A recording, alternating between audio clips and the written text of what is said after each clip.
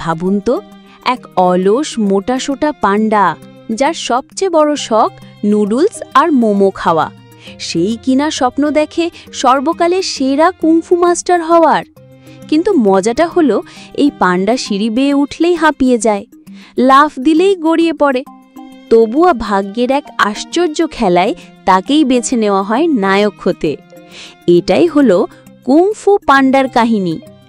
তাহলে চলুন শুরু করি এই অবিশ্বাস্য গল্প। মুভি শুরু হয় পোয়ের স্বপ্ন দিয়ে। সে ফিউরিয়াস 5দের সাথে মিলে ভিলেনদেরকে মেরে ফেলছে। পো ফিউরিয়াস 5দের খুব সমীহ করে চলে, মানে তারা তার আইডল, সেও তাদের মতো হতে চায়। সে কুংফু শিখতে চায়, কিন্তু তার বাস্তবতা হলো বাবার দোকানে নুডলস বানানো আর সার্ভ করা। ভালো না বাসলেও এ কাজ তাকে করতে হবে, কারণ সে তার বাবার ওপর কোনো কথা বলে না। এখানে তার বাবা হলো একটা হাঁস। আসলে পোকে খুব ছোটবেলায় একটা বাক্সের মধ্যে কুড়িয়ে পেয়েছিল, তখন থেকেই সে তার ছেলের মতো তাকে মানুষ করেছে। তার বাবা স্বপ্নের সম্বন্ধে জানতে চাইলে ও বলে সে নুডলস বানানোর স্বপ্ন দেখছিল। এই কথা শুনে তার বাবা খুব খুশি হয়। সিন কাট হয়। এরপর দেখায় মাস্টার শিফু তার শিষ্যদের নিয়ে ট্রেনিং করছে। এক দূত এসে বলে, মাস্টার উগবে ডেকে পাঠিয়েছেন আপনাকে। মাস্টার উগবে বলে, আমি একটা আভাস পাচ্ছি যে টাইলুং ফিরে আসবে। মাস্টার শিফু বলে, এটা একেবারেই অসম্ভব, কারণ সে জেলে বন্দী আছে। মাস্টার উগবে দৃঢ়তার সাথে বলে, nothing is impossible. Master Shifu এক দূতকে পাঠিয়ে দেয় চরগম প্রিজনে গিয়ে রক্ষকর্মীদের যেন বলে নিরাপত্তা যেন আরও বেশি কড়া করা হয়। এদিকে পো জানতে পারে মাস্টার উগবে আজ ড্র্যাগন ওয়ারিয়রকে বেছে নেবে, তাই সে জেড প্যালেসের দিকে এগোলে তার বাবা বলে নুডলসের গাড়িটা নিয়ে যেতে, কারণ সেখানে অনেক লোক আসবে, ফলে বিজনেসটা ভালোই হবে। জেড প্যালেস ছিল পাহাড়ের চূড়াতে। পো এর সেই সিঁড়ি দেখে তার মাথা ঘুরে যায়। দুপুর অবধি অনেক চেষ্টা করেও সে সামান্য কিছু দূর এগোতে পারল। তখন তার দুই বন্ধু যাচ্ছিল, বলল তারা তাকে সুভেনিয়ার এনে দেবে। তখন সে ঠিক করে সে নিজেই যাবে। নুডলসের গাড়িটা ফেলে রেখে সে ওপরের দিকে যতক্ষণে উঠল, তখন জেড প্যালেসের দরজাটা বন্ধ করে দেয়া হলো। সে কিছুতেই ঢুকতে পারে না। দরজা দেয়ালের ফাঁক ফোকর দিয়ে উকি মেরে দেখার চেষ্টা করে, অনেক চেষ্টা করে ওপারে যাওয়ার, কিন্তু সে কিছুতেই ঢুকতে পারে না। তখন সে চেয়ারে রকেট বোমা বেঁধে আগুন ধরালো। আর তখনই তার বাবা এসেছিল, তাকে বলে সেই নুডলসের স্বপ্ন দেখেনি, সে নুডলস বিক্রি করে সারা জীবন কাটাতে চায় না, সে কুংফু ভালোবাসে, সে কুংফু শিখতে চায়। পো সেই বোমার সাহায্যে গিয়ে পড়ল ভিতরে, আর দেখে তার দিকে মাস্টার উগবে আঙ্গুল উঁচিয়ে দাঁড়িয়ে। পোকে ড্রাগন ওয়ারিয়র হিসেবে বেছে নেওয়া হয়েছে। চোরগাম প্রিজনে অনেক নিচে শক্ত শিকল দিয়ে বাঁধা টাইলুং। পো কুংফুর কিছুই জানে না। সে ফিউরিয়াস 5দের ট্রেনিং দেখে। পোকে বলা হয় তুমি কি জানো তা দেখাতে, কিন্তু ও কিছুই না পারায় সে মনমরা হয়ে একটা গাছের তলায় বসেছিল। তখন তার কাছে মাস্টার ওগওয়ে আসে। পো তাকে বলে ওই 5 জন তাকে খুব ঘৃণা করে। কি করে মাস্টার শিফু আমাকে ড্র্যাগন ওয়ারিয়র বানাবে?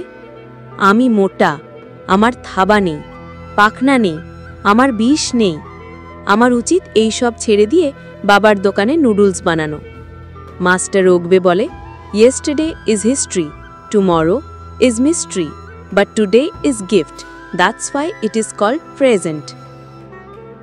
অর্থাৎ পোয়ের উচিত সবকিছু ভুলে যাওয়া। অতীতে সে কি করত বা করেছিল সবকিছুই এখন ইতিহাস, কিন্তু সে এখন কি হবে সবই ডিপেন্ড করছে বর্তমানের ওপর। সে এখন কি করবে তার ওপর। এদিকে চরঘম জেল ভেঙে বেরিয়ে আসে টাইলুং। টাইলুং ছিল মাস্টার শিফু এর ছেলের মতন। সে তাকে কুড়িয়ে পেয়েছিল, তাকে লালন পালন করে মানুষ করেছিল, কংফুয়ের জন্য ট্রেন করেছিল, কিন্তু উগোয়ে তাইলুংয়ের উদ্দেশ্যে আভাস পায়, তাকে ড্র্যাগন ওয়ারিয়র হিসেবে চিহ্নিত করেনি। তারপর তাইলুং রেগে গিয়ে জোরপূর্বক ড্র্যাগন স্ক্রোলটা হাতানোর চেষ্টা করে, কিন্তু উগোয়ে তাকে জব্দ করে জেলে পাঠানোর ব্যবস্থা করে। কিন্তু সে এখন জেল ভেঙে পালিয়েছে আর এই উপত্যকায় আসছে প্রতিশোধ নিতে। এদিকে মাস্টার ওগুয়ে এর যাবার সময় হলে সে মাস্টার শিফুকে বলে সে যেন পোর উপর বিশ্বাস করে, যেন তাকে ট্রেন করে আর এই ইলিউশন থেকে বেরিয়ে আসতে বলে যে সে টাইলুংকে আটকাতে পারবে না, সে ঠিক নিজের ডেস্টিনি ফুলফিল করবে। তারপর মাস্টার শিফু তার শিষ্যদের কাছে এসে বলে মাস্টার ওগুয়ে আর এই দুনিয়ায় নেই, আর এই প্যান্ডাকেই টাইলুংকে আটকাতে হবে।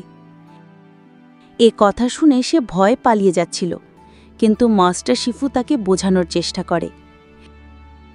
এদিকে ফিউরিয়াস 5রা টাইলুং আটকানোর জন্য বেরিয়ে পড়ে, আর মাস্টার শিফু পান্ডাকে ট্রেন করতে শুরু করে। মাস্টার শিফু জানতে পারে পান্ডা খেতে খুব ভালোবাসে, আর সেই খাবার যেখানেই থাকুক না কেন সে সেটাকে আনতে পারবে। সে পান্ডাকে বলে 2 তলার ছাদে একটা বিস্কুট প্যাকেট রাখা আছে। তৎক্ষণাৎ ওখানে উঠে পড়ে, সেটা দেখে মাস্টার শিফুর আশার আলো ফিরে আসে। শিফু পোকে নিয়ে একটা পাহাড়ের চূড়ায় চলে আসে। সেখানে মাস্টার ওগুয়ে প্রথম কুংফু আবিষ্কার করেছিল। তারপর শুরু হয় বিশাল ট্রেনিং। অন্যদিকে ফিউরিয়াস 5রা উপত্যকার ব্রিজের সামনে চলে আসলে তারা দেখে তাইলাং ওই ব্রিজ হয়েই আসছিল।